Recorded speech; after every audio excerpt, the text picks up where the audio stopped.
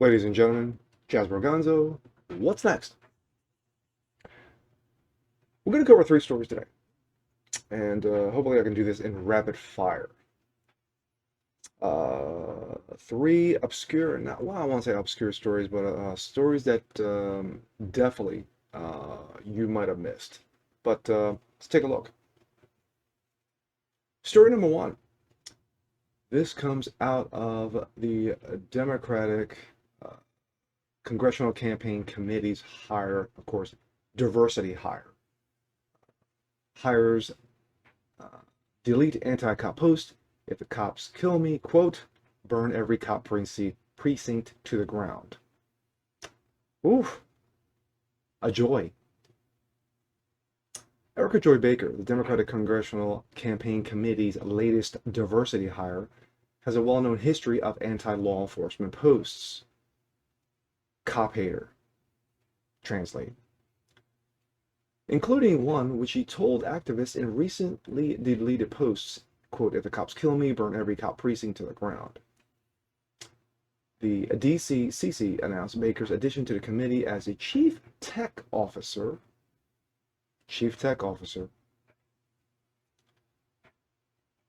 In a press release on Monday, Representative Sean Patrick Maloney of Democrat of New York announced. Quote, he says, he needed seasoned operatives who know what it takes to win. Win what? Have no idea. In a statement, Baker listed her goal as helping Democrat House members, quote, maintain a strong Democratic majority in 22. In my opinion, it's not going to happen. The DCCC has a history of enlisting controversial figures who have espoused anti-law enforcement sentiments in the past, as Breitbart News detailed. Baker is no exception, as her social media history is filled with posts containing anti-police statements, some of which have been deleted. The now deleted dated post of September 24th, Baker instructed rioters to burn down police precincts in the event of her untimely death at the hands of police officers. Because as we all know, according to one Ambassador LeBron James, cops are out there hunting black men, black people, every single day, all day, and twice on Sundays. Ask LeBron James. Don't ask me, I'm just a messenger. This is this is the deleted post. And this was on her Twitter account. If the cops kill me, the only way to, quote, sully my legacy is to, quote, not be out there in the streets. Yes, because she has a legacy. Don't know how, don't know why, but she has one. If the cops kill me, burn every precinct to the ground. If the cops kill me, shut down the highways and throw tear gas back at them when they try to GTFO, which is get the F out, with that quote-unquote sully shite. This is what the Biden administration does. The Biden administration basically is diversity hire and basically hires the worst of the worst. You go for Disney. This comes out of Disney once again. I haven't talked about Gina Carano as of late, only because right now, after her signing with Ben Shapiro, she's pretty much kept herself on the down low. But leave it to Disney. Oh, we're not done with her yet. This comes out of course, PJ Benia. Excuse me, Disney CEO says Gina Carano's firing was not political, but no one buys it. Shocker. According to Disney's CEO Bob Chapek, Disney is not a left or right-leaning company, he claims in a response to shareholders' questioning during the company's annual meeting. The stockholders, speaking during Q&A portion of Disney's annual shareholder meeting, noted that co-stars Pedro Pascal and Gina Carano both controversially referenced Nazi Germany in social media comments, but only she was removed. What about Disney's blacklist? He added. Chapek didn't speak to the Carano incident directly, but said Disney stands for, quote, values that are universal: respect, decency, integrity, inclusion. Buzzword. Where's diversity? Is diversity in here? Oh, he didn't mention diversity. Shocker.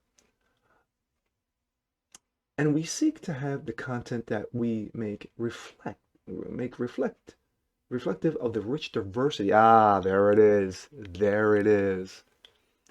Of the world we live in. And I think that's a world we should all live in harmony and peace. Kumbaya, kumbaya. Hold on. Let me get that. Let me get that violin. There it is. Everybody hold hands. Apparently, rich diversity doesn't include people with heterodox views such as Carano. In her interview with Shapiro, Carano explained that she is hardly a staunch conservative. She comes across as a strong, sensitive, and relatively socially liberal. If you listen to the interview, and I watched the entire interview, the hour interview, she doesn't come off as being liberal. Basically, she says, "I'm new to this." Her views lean right. Her views lean right. So I'm going to have to disagree with this portion of PJ Media. But if any, for the millions who've already seen the interview, she never mentions about being socially liberal. She basically says, hey, you know what, these views regarding pro-life, these views regarding conservatism, that is where her leanings are. She says she was never really political. So I'm going to have to agree. I'm going to have to disagree, excuse me, with that statement. The comments on social media talked about what happened before the horrors of Nazi Germany. An honest read would have seen the comment in our culture moment when nearly every institution is attempting to deepen our society's division. True, that's a fact. Let's see. Shareholders correctly pointing out that Carano's co-star Pedro Pascal, however, his was more direct. He made a direct comparison. Of course, it was actually a false comparison because, of course, the picture that he used was not of Nazi Germany, and is comparing. He actually used a photo regarding Palestinian kids in cages, and not Nazi Germany. So the picture was wrong to begin with, but pretty much Pascal got away with it, but Carano doesn't fault Pascal. The street was critical of America and the policies of the Trump administration. Carano was asking us to think about how we view our neighbors.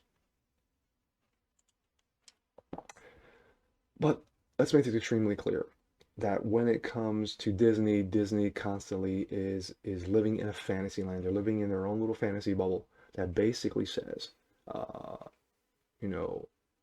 if you are wrong think, if you are wrong speak, then you will be dealt with, and you will be dealt with severely, which means, aka, losing your job, which is what happened to Gina Carano.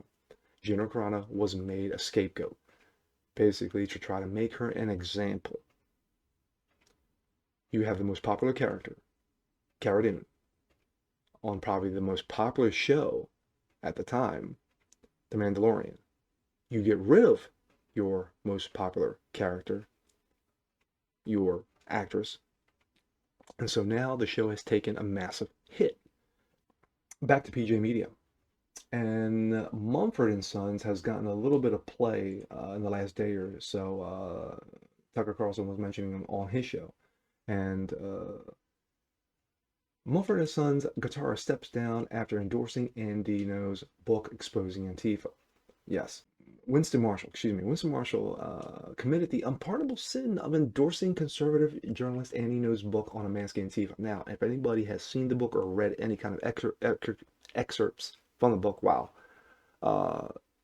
And pretty much hits it on the head as far as what Antifa is a thug mob uh, garbage group. That is what they are. They are a terrorist group. They are a domestic terrorist group, as the Trump administration labeled them, the FBI labeled them, and rightly so. You should have did the same with Black Lives Matter. Just me. But the fact is that this guy has been keeping tabs on this book. He read the book. He endorsed the book. And then, what happened? The mob got to him. The mob, he had to backpedal. On his tweet, he mentioned, over the past few days, I have come to better understand the pain caused by the book. Really? Pain? You basically, and points out facts regarding Antifa, and you're saying this causes pain to who? Antifa? That I endorsed. I have offended not only a lot of people I don't know, but also those closest to me, including my bandmates. And for that, I am truly sorry. As a result of my actions, I am taking time away from the band to examine my blind spots. For now, please know that I realize how my endorsements had the potential to be viewed as approvals of hate and divisive behavior. I apologize as this was not my intention. And once again, the mob got to him. The same way they got to Kevin Hart, the same way they got to Mario Lopez, they got to this guy, Winston Marshall. And that's pathetic. That's absolutely pathetic. He had nothing to apologize for. He read the book. He liked the book. He was doing his due diligence regarding Antifa. And that was it. But no, to me, dude, you're a coward.